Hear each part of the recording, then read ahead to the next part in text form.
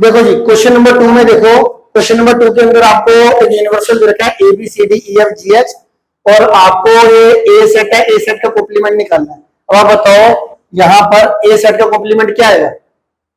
ABC है तो हम ए कॉम्प्लीमेंट में क्या करते हैं, यूनिवर्सल के वो वाले एलिमेंट लिखते हैं जो ए में नहीं है, तो ABC को छोड़ के ए कॉम्प्लीमेंट में क्या आ जाएंगे, DEFGH आ जाएगा। तो यहाँ पे देखो हमारे पास DEFGH आ जाएगा। समझ में आ गया? क्लियर है? और इसके आगे देखो,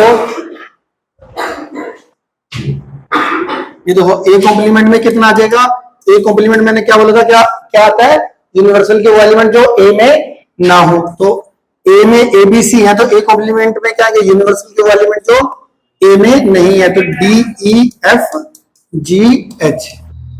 ठीक है, तो यहाँ पे बी कॉम्प्लीमेंट में क्या आ जाएगा हमारे पास, बी कॉम्प्लीमेंट में क्या लिखेंगे हम, बी सेट के एलिमेंट को छोड़ के यूनिवर्सल के सारे एलिमेंट। तो देखो डी है, डी हटा दो, ई है, ई हटा दो, एफ है, एफ हटा दो, जी है, जी हटा दो, इसको छोड़ के बाकी सारे बी कॉम्प्लीमेंट में आ जाएंगे, ए बी सी और एच। सिमिलरली सी और डी पार्ट तुम्हारा हो जाएगा, कर लोगे ना? ठीक है, आगे चलते हैं जी। क्वेश्चन नंबर ये 2 हो गया। इसके बाद आते हैं 3 के अंदर। 3 के अंदर हमारे को क्या दे रखा है, taking the set of the natural number as a universal set. कह रहा है यूनिवर्सल सेट को आपको नेचुरल, यूनिवर्सल सेट में क्या है, नेचुरल नंबर है। ठीक है, write down the complement of the following set. इन सबके कॉम्प्लीमेंट लिखने हैं। आप फिलहाल के लिए क्या करो कि इसको मैं लेट कर लेता हूं, लेट कर लेता हूं कि ये मेरा ए सेट है।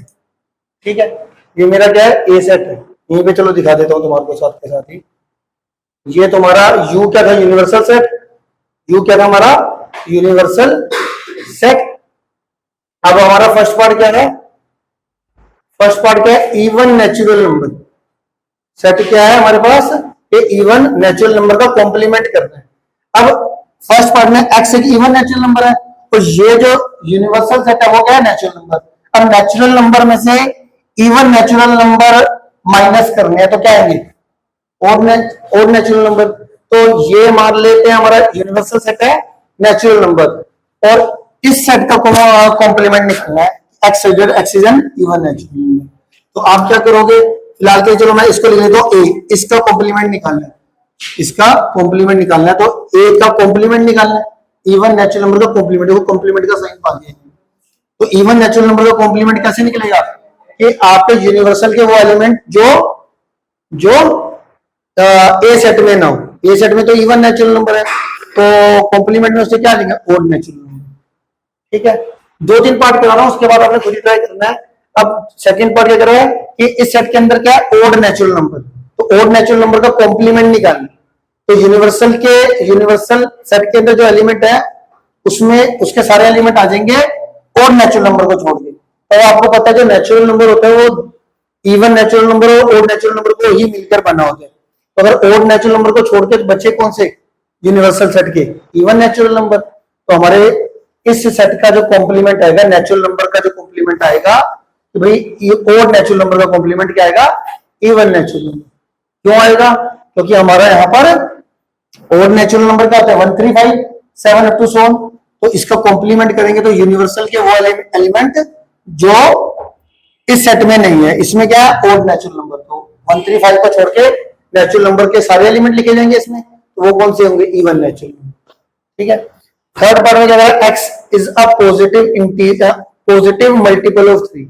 अगर मैं इसको मन में देखूं तो ये कितना आएगा मेरे पास, 3 6 9 12।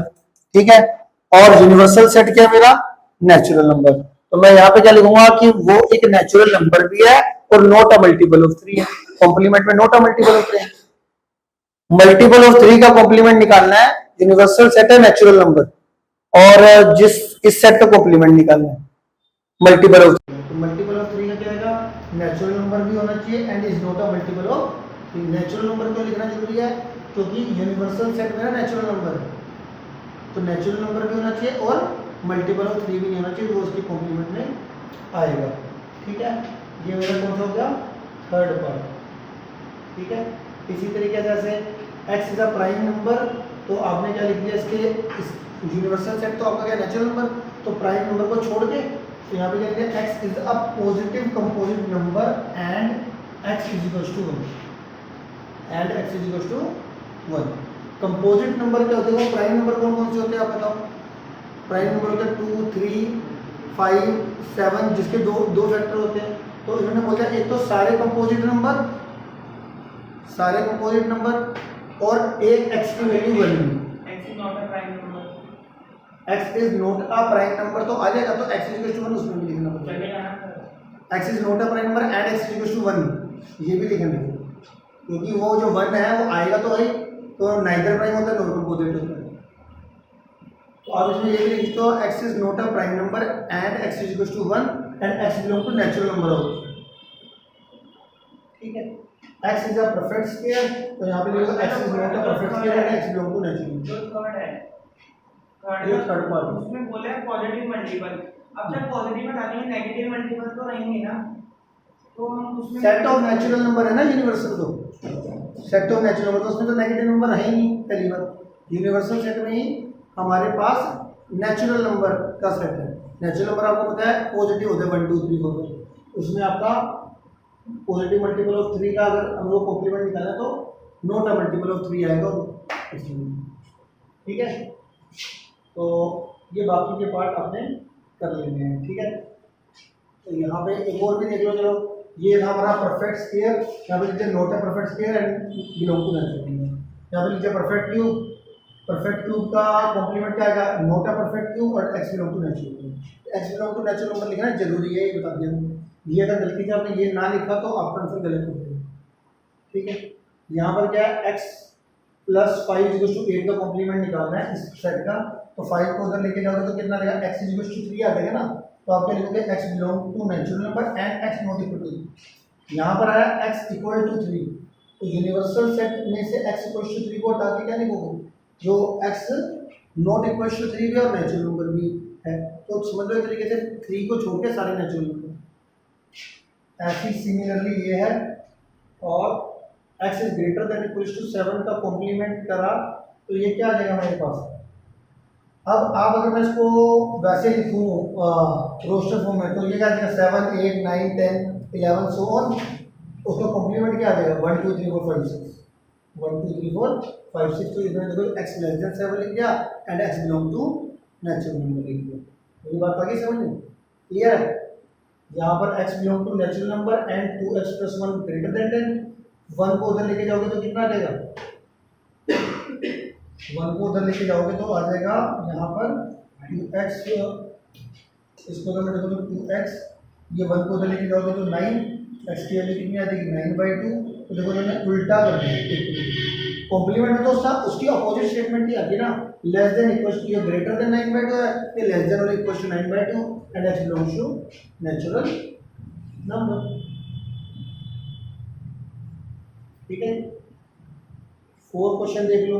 4 क्वेश्चन के अंदर क्या बताना है आपको कि जैसे यूनिवर्सल दे दिया, ए दे दिया, बी दे दिया, ये वेरीफाई करना है। वेरीफाई क्या करना है इसका, फर्स्ट पार्ट वेरीफाई करना है आपको ए यूनियन बी का होल कॉम्प्लीमेंट इक्वल टू ए का कॉम्प्लीमेंट इंटरसेक्शन बी का कॉम्प्लीमेंट। ये कर दो, यूनिवर्सल दे दिया, ए दे दिया, बी दे दिया, फर्स्ट पार्ट है ये वेरीफाई कर दो। तो देखो इसमें कैसे करोगे, पहले आप एलएचएस निकालिए। एलएचएस में क्या है, ए यूनियन बी का कॉम्प्लीमेंट, तो उसमें पहले आपको ए सेट भी दे रखा है, बी सेट भी दे रखा है और यूनिवर्सल भी दे रखा है। तो पहले आप ए यूनियन बी निकाल लोगे, अब ए यूनियन बी तो आता है ना निकालना, फिर ए यूनियन बी का कॉम्प्लीमेंट निकालोगे। कैसे निकालोगे, ए यूनियन बी का कॉम्प्लीमेंट, यूनिवर्सल के सारे एलिमेंट लिखने हैं, कॉम्प्लीमेंट में ए यूनियन बी के नहीं लिखने, है ना। फिर आपको ये चीज आपके एलएचएस निकली है, आरएचएस में क्या करोगे, ए सेट दे रखा है, बी सेट दे रखा है, तो इसमें क्या करोगे, ए का कॉम्प्लीमेंट निकाल देना, बी का कॉम्प्लीमेंट निकाल देना, और फिर इन दोनों के बीच में क्या intersection, A complement intersection B complement निकाल देना। जो आपका ए यूनियन बी का कॉम्प्लीमेंट, इसकी वैल्यू इस सेट की वैल्यू और इस सेट की वैल्यू क्या आ रही होगी, इक्वल आ रही होगी, तो आपका वेरीफाई हो जाएगा, है ना। कर लोगे। इसी तरीके से सेकेंड पार्ट भी करना है। ठीक है, जो सा पार्ट आपको नहीं समझ में आता हो पूछ लेना बेटा।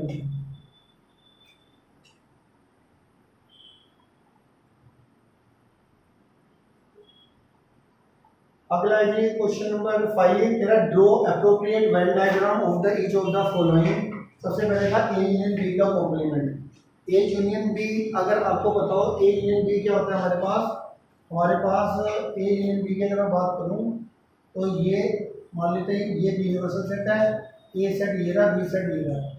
तो ए यूनियन बी का डायग्राम क्या होता है, ए और बी को हम क्या कर देते हैं डार्क, ये ए यूनियन बी है ना, ए यूनियन बी को क्या कर दिया हमने डार्क।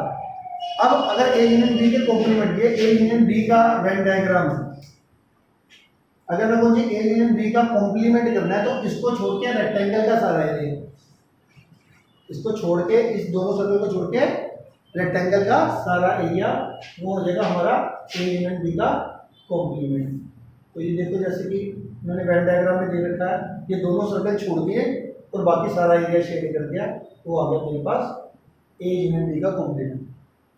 अब आपको एक और चीज पता है कि जैसे ए यूनियन बी का जो कॉम्प्लीमेंट होता है वो ए का कॉम्प्लीमेंट, इस कॉम्प्लीमेंट को अंदर लेके जाओगे तो ए का कॉम्प्लीमेंट यूनियन इंटरसेक्शन में चेंज होता है, बी का कॉम्प्लीमेंट, ये कॉम्प्लीमेंट ए पे भी शिफ्ट हो गया और बी पे भी शिफ्ट हो गया, तो A complement intersection B complement. अच्छा अगर ये दोनों बराबर है तो इनका वेन डायग्राम भी सेम ही आएगा। तो ए यूनियन बी का कॉम्प्लीमेंट बोला जाए, वेन डायग्राम आपको बोला जाए कि मान लो वेन डायग्राम बनाना है ए यूनियन बी का कॉम्प्लीमेंट का या फिर इसका, दोनों का वेन डायग्राम सेम बनेगा इक्वल, ठीक है। तो यहाँ पे देखो ए यूनियन बी का जो कॉम्प्लीमेंट का वेन डायग्राम था वो ये था, ए यूनियन बी को छोड़ के सारा, ऐसे ए कॉम्प्लीमेंट इंटरसेक्शन बी, ये दोनों बराबर रखते हैं ना, तो इसका वेन डायग्राम देखो सेम बनाया है, ठीक है जी। इसके बाद एक और प्रॉपर्टी आपको पता होगी, ए हमारे पास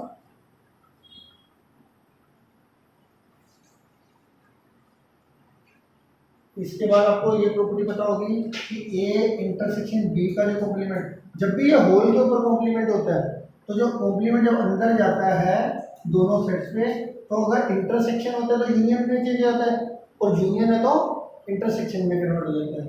तो अब इन दोनों का वेन डायग्राम सेम होगा। तो पहले इसका बनाना ज़्यादा इजी लगता है बच्चों को, जो होल कॉम्प्लीमेंट होता है। कैसे, ये ए इंटरसेक्शन बी कौन सा होता है, ए और बी इंटरसेक्शन मतलब क्या होता है कॉमन, तो ए और बी का कॉमन क्या आ गया, ये हो जाएगा, ये है ए इंटरसेक्शन बी का, ठीक है। अगर मैं बोलूँ ए इंटरसेक्शन बी का कॉम्प्लीमेंट तो इतने एरिया को छोड़ के बाकी जितना भी एरिया बचा वो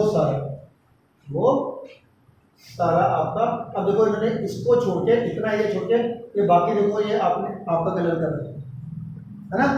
अब इसका ब्लू वेन डायग्राम या इसका ब्लू वेन डायग्राम, इन दोनों का सेम बनेगा। क्लियर होगी ना, आगे चलते। इसके बाद ये एक क्वेश्चन है, U be the set of triangle in a plane. कह रहा है एक ना ए सेट है, set of triangle in a plane, मतलब एक ट्राइंगल के अंदर एक सेट हमारे पास क्या है, यूनिवर्सल सेट है। यूनिवर्सल सेट में क्या है, जितने भी टाइप की ट्राइंगल है सारी इसके अंदर, जितने भी टाइप की ट्राइंगल है, अरे भाई यू सेट क्या है हमारे पास, जितने भी टाइप की ट्राइंगल्स हैं सब इस यूनिवर्सल सेट के अंदर है। तो हम क्या बोलते हैं, set of triangle in a plane. Universal set क्या है, set of triangle in a plane.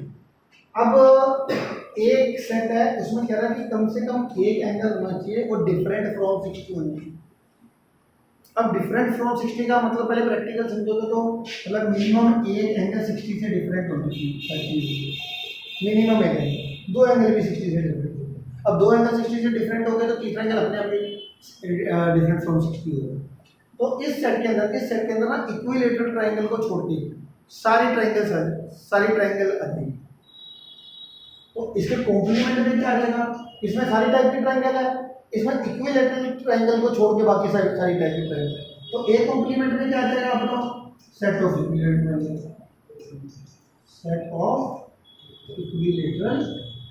Triangle. आ गया समझ में। अगला